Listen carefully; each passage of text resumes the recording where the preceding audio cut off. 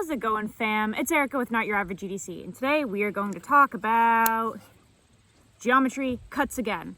The other day I made a video talking about how geometry cuts can be kind of like a trendy thing, and I think it's a little overhyped and a little over-talked about. It was kind of just like a joke video, but trying to make a point about, like, a knife is a knife, it's a tool, just use your fucking shit. A lot of people talk about geometry cuts and they're not even using their knives. Can you guys even see me? I feel like this is cloudy. That might be better. But, you know, geometry does cut.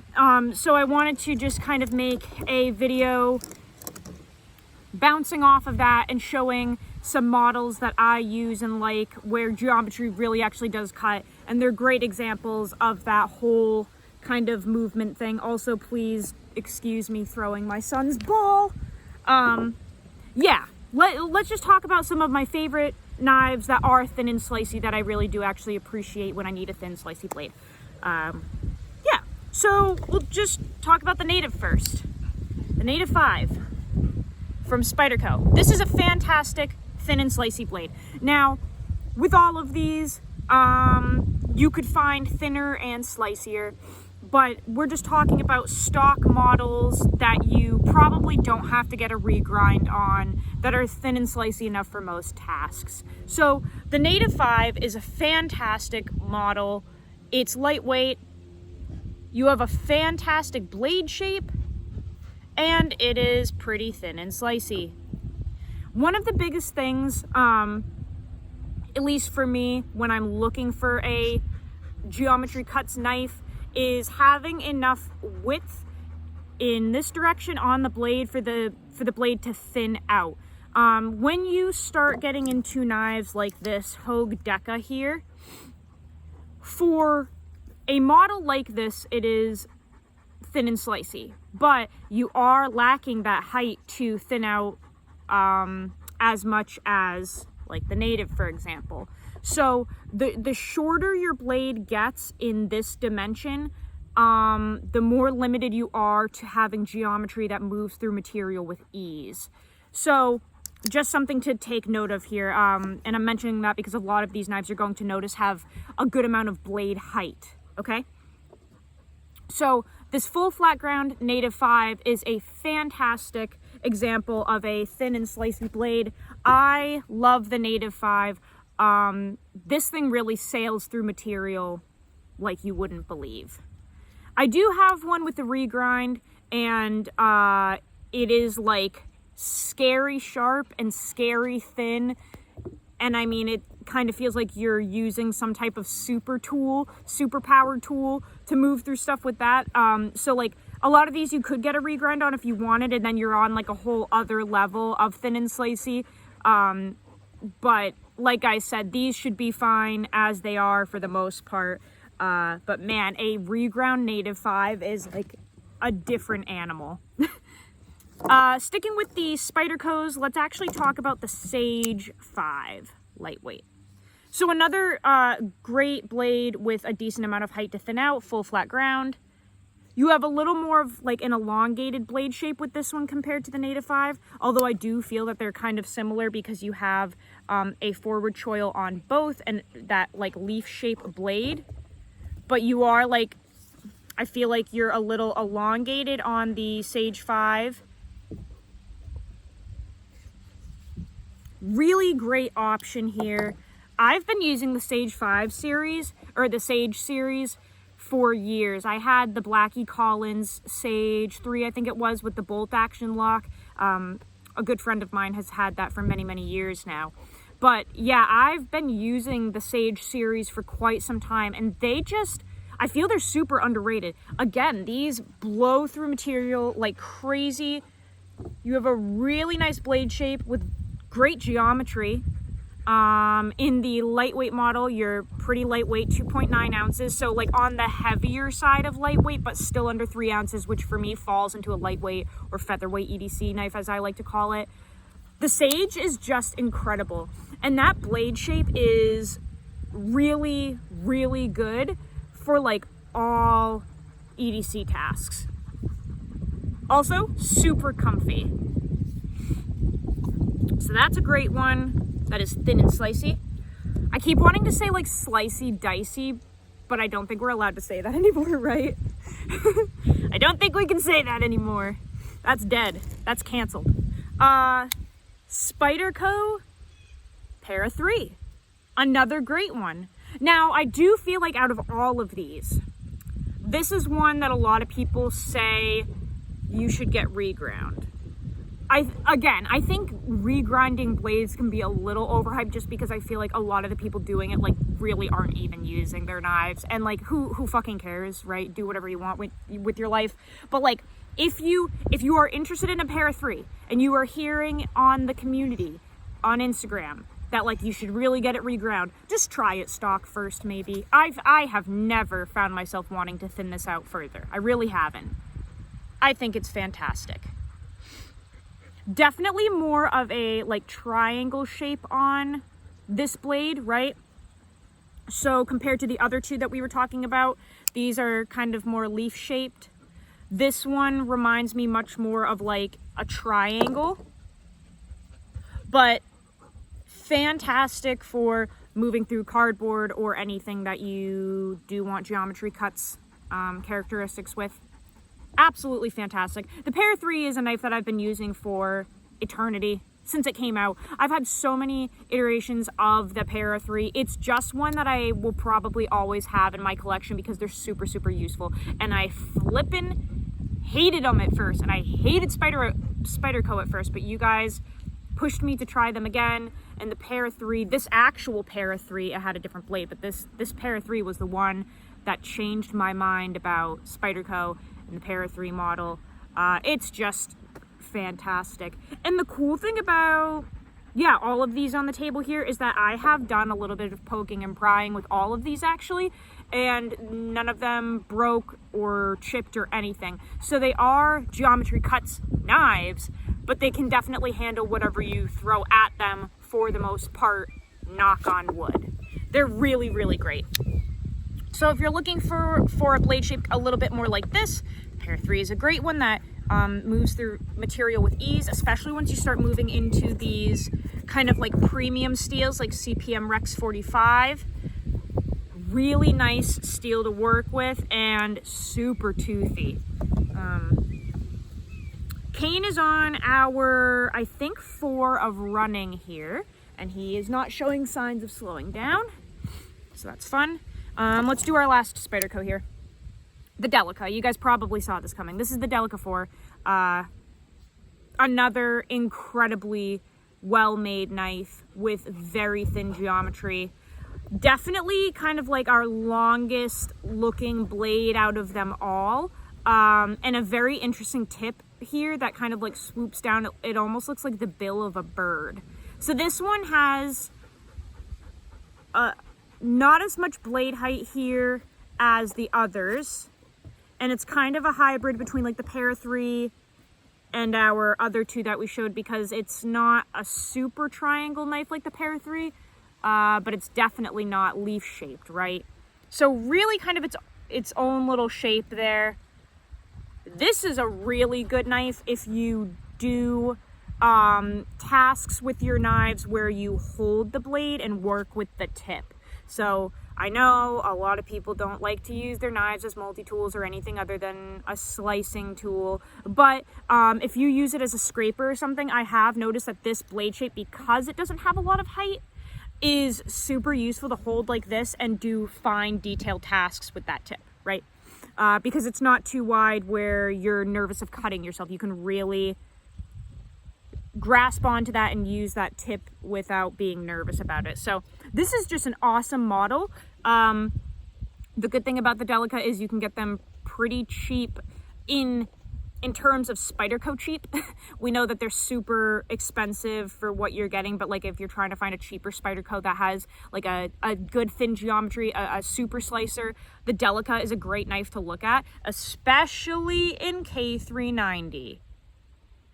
This is easily in my top 5 favorite steels ever created. I am obsessed with K390. It is right up there with Rex 45 and M4 and Maximate for me. I mean, K390, I am flipping obsessed with it. I wish that we had more models offered in K390, but we don't yet. It's just fantastic. And ergonomics on the Delica, you really can't beat it. It's very, very comfortable. You don't have the forward choil like on a lot of these other ones that we've shown, but super comfy, fits right in the hand, just can't go wrong with the Delica. Okay, so that kind of closes out our thin and slicey Spydercos. Now we're gonna move on to, let's do a Benchmade. Okay, but can I get like one break during this video? I don't think I can. Also, Nugget wants to help. Nugget really likes socks, knives, and pants. She loves talking about them. She helps me pick out my gear every morning and my clothes. She is very much into the community. Nugget runs the Instagram page, if you didn't know that. She also is the one deleting comments from people that I fucking hate. Yeah, so let's talk about Benchmade. The only Benchmade I have here for thin and slicey is the Bugout. I've kind of moved away from Benchmade at this point. Like, I'm sorry, spoiler alert, you're not going to see a ton of Benchmades on the channel anymore. I think the prices are just absolutely outrageous at this point. I cannot recommend knives that people can't, like, easily buy and afford. Like, I can work harder and longer to get a Benchmade, but I don't really care to at this point. Because they're not releasing anything that's interesting me. Like, their entire lineup this year was an embarrassment, in my opinion. And the Bugout is continuously the only knife that I can keep going back to talk about, because it's the only thing that has impressed me in the past multiple years. But the Bugout is a fantastic thin and slicey blade with a very good amount of reach, in my opinion, and ergonomics that allow you to use this in any which way. So, super comfortable. I think that this blade shape is incredible. I really like that you get a drop point style blade that is thin. I really like that. It's hard to nail that. Surprisingly, it is hard to get a true drop point blade as thin and slicey as this. Like, really, if you find anything that looks like this, it's going to be the same across the board, because you can really only do so much with this.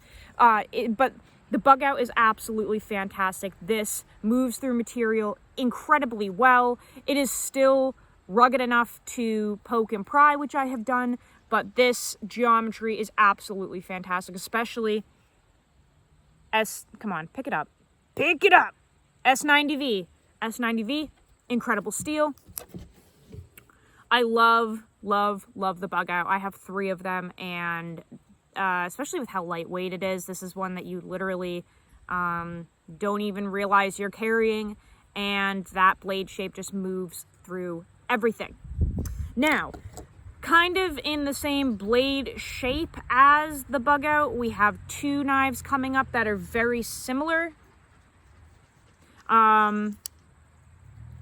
The Hogue Ritter Mini RSK MK-G2. Why is the name so long? I don't even know the full name, but this is the Mini Ritter from Hogue. This is a knife that I'm testing this month actually, and this is definitely proving to be thin and slicey. I very much like this.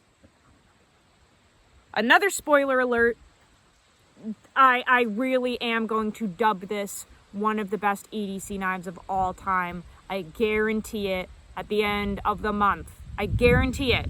Unless something insane happens, this is just crazy. Okay, not to like be a squirrel here with ADHD, but have you noticed that Romy is like eerily still back there? So she's the one that when I have the camera on, she wants to be held or hold my hand or take the knives. Is she even alive? Hey, are you alive? Okay, yeah, she is. Christ, it's just fucking creepy. She's just like there, like not even existing, and just she's been there for an hour. That's fucking weird, right? Like do something. I don't know, be normal. Anyway, thin, slicey, awesome. I guess, a drop point.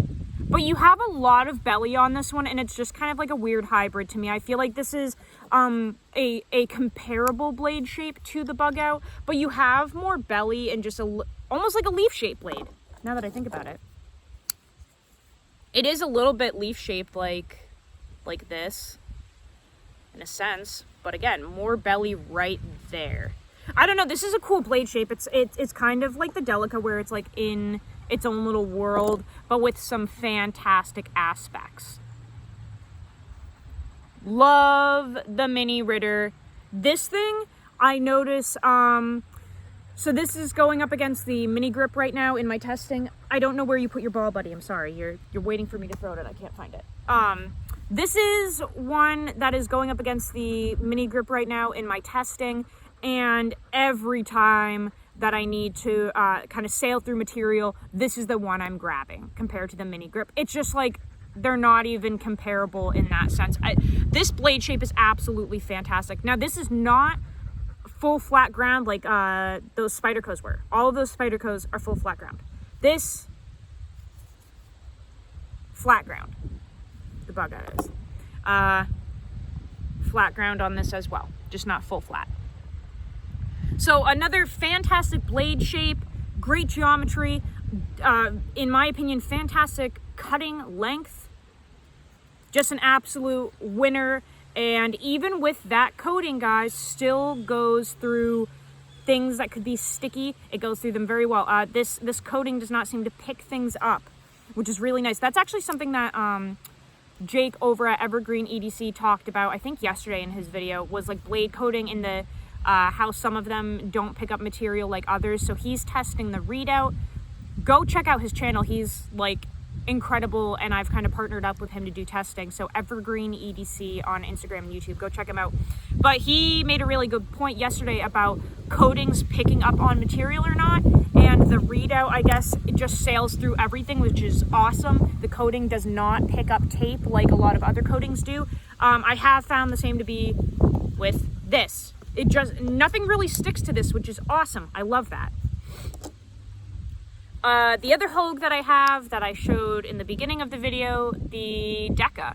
So for this type of blade shape and minimal blade height, it is actually pretty thin and slicey. So you can see that the blade stock is really not that thick to begin with. This is a compound grind. So again, you really have two different thicknesses on this. I'm not sure if you'll be able to pick it up because the lighting is a little weird right now, but I'm hoping that you can see right there. There should be a line that you guys can see where it's a compound grind. So it's actually thicker on this part, and then it thins out on this part. And it is surprisingly thin and slicey. Now, I do not use these two portions as two different knives. So on a tanto, tonto, tunto, tunto, whatever the fuck you want to call it, you have to recognize that it is two different two different edges on one knife. So when you have a tanto, you have the straight and then the angle, you have to sharpen them as two different edges. You cannot blend them. This I have blended. I don't give a shit, and it does not represent itself as two different cutting edges, even though it is very distinctly two different thicknesses. But this moves through material absolutely fantastic.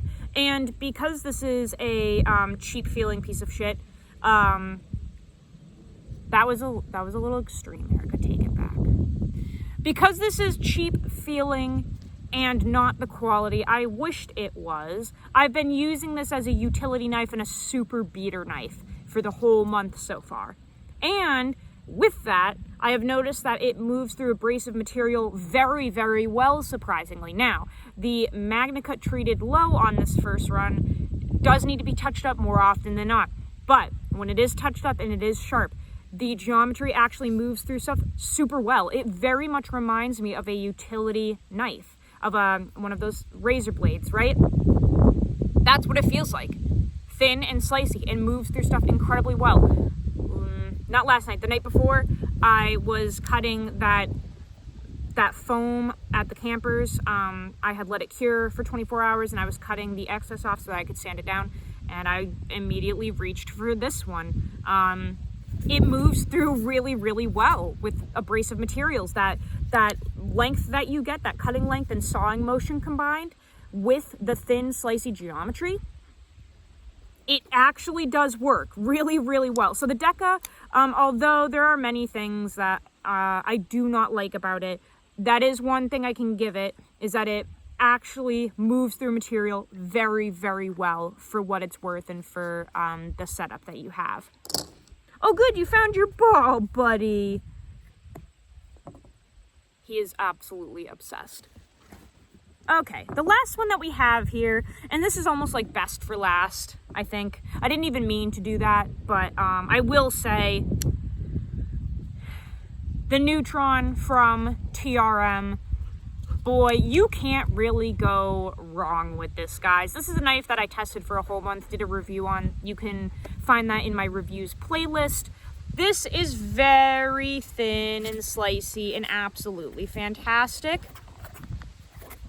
And in terms of ergonomics, definitely in its own little world. It kind of reminds me of like a humpback whale. But so freaking comfortable. Super, super comfy. Now, this is,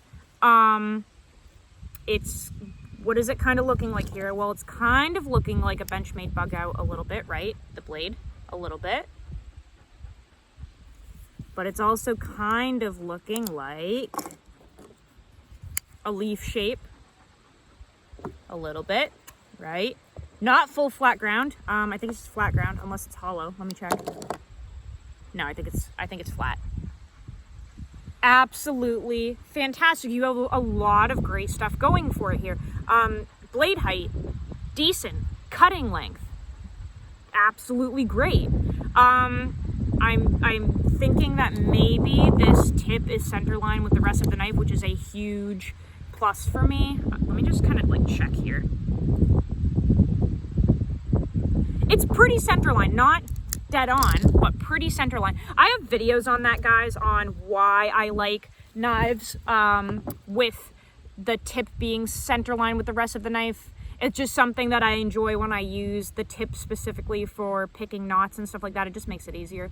I very much like that. So there's a lot going for this knife and this blade shape and the ergonomics and everything. This is another one that just eats cardboard and material for days. TRM really nailed it with this blade shape, and this is another company and another knife that I fucking hated at first. I reviewed the first Neutron and I literally like annihilated that model and the company because they were having some hiccups that I didn't think were appropriate. And then I got the new model, the Neutron 2. I tried it out again because I will almost always revisit things that I have taken a shit on. I really like to debunk stuff, so even if I have found it to be like crap at first, if there are changes, I will revisit them and take my words back if need be. And this is absolutely one of those companies and knives where I literally had to take everything back and be like, okay, the first time, y'all sucked. The second time, y'all are great. This is absolutely fantastic. The only problem is they're not readily available. Like, they do drops, so it's not like you can just go buy one of these if you want at the end of this video, but just watch their Instagram for drops. But this blade shape is absolutely incredible. And I will say, if you use your knives for food prep, I am so sorry I have to keep doing this. I'm literally so sorry, guys. But Kane needs like a lot of attention. If you use your knives for food prep a lot, I have noticed that because the actual cutting edge drops so low, this is a great knife for food prep. So one of the issues with using your knives, your folding knives for food processing, is a lot of times the edge is not coming like low enough to the rest of the handle, so you're actually getting like no surface coverage, but this does. So let me show you what I'm talking about here, because you're probably not quite getting it because I suck at explaining things. So like with a chef's knife, the handle, the blade, the cutting length comes down way further than the handle, right? And that entire cutting edge is making contact with your cutting board, right? That's like what a chef's knife is for. When you take a knife like this, like a normal EDC knife, where this is how you're holding it. Notice how my cutting edge is not even close to actually being able to contact a flat surface. Notice that? Because my hand is in the way, I can't actually reach. So I would have to maybe not use that forward choil and angle the knife, probably hold it like this and then use the tip, right? Because that's the only thing that will reach. I can't actually reach a cutting board if I wanted to with the whole knife. You'd just be kind of cutting through like this, and then you're really utilizing like the first inch, and you're limited, okay? That is very common in a lot of EDC knives because it's not like that's a normal thing that you're doing with your folding knife. You're not gonna be a chef with a folding EDC knife. So a lot of them do not make great surface contact. They're not set up like that until you start to get a little more blade height and stuff. As you move into more blade height, you can kind of make a little more surface contact, like with some Spydercos that are shaped like this a little more. You're getting a little closer to being able to contact more. So I'm trying to make my hand like a pretend cutting board. So see how we can contact a little more than that pair of 3, maybe like 1.5 inches, 2 inches. The Neutron is set up so that you actually get a decent amount of contact with this setup, because you have the edge coming down kind of past the ergonomics. So especially if you do a pinch grip like this, cutting board hand check, you can actually really make some great surface contact with this knife if you do food prep. If you can back your hand up just a hair, pinch grip with these fingers, kind of keep everything out of the way, you can kind of almost hit the whole blade. And I have a ton of testing videos with this proving that that does actually work. This is the knife that I tested at the farm, and I did a lot of food prep with it. Wow, we're 27 minutes in, holy shit. Okay, so yeah, absolutely great for food prep. Thin and slicey, fantastic. That is the last knife in the lineup. I can recommend all of these. I've tested basically all of these for a month straight. The reviews will be on that knife review playlist that I have. That's all I have for you guys today. I gotta wrap this up. Go use your shit. I will see you guys on the next video, and I love you all. Take care.